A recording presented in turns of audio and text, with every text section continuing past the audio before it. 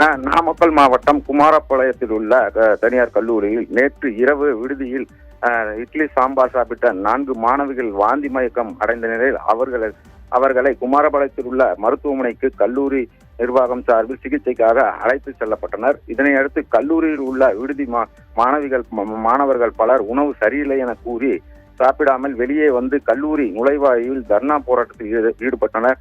இதனையடுத்து கல்லூரி நிர்வாகம் சார்பில் கல்லூரி முதல்வர் மற்றும் கல்லூரி தாளாளர் இடையே பேச்சுவார்த்தை நடத்திய பிறகு நடவடிக்கை எடுப்பதாக கூறிய பிறகு மாணவர்கள் விடுதிக்கு சென்றனர்.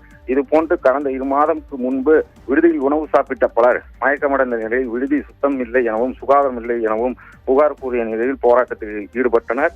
இதனையடுத்து கல்லூரி நிர்வாகம் தொடர் விடுமுறை அளித்தது குறிப்பிடத்தக்கது. விடுதியில் மாணவிகள் சாப்பிட்ட உணவில் பூச்சிகள் கடப்பதாகவும் இட்லியில் கரப்பான் பல உள்ளதாகவும் கூறி கூச்சல் குழப்பம் ஏற்பட்டு விடுதி காப்பாளரை முற்றுகையிட்டு போராட்டத்தில் ஈடுபட்டது பரபரப்பை ஏற்படுத்தியது.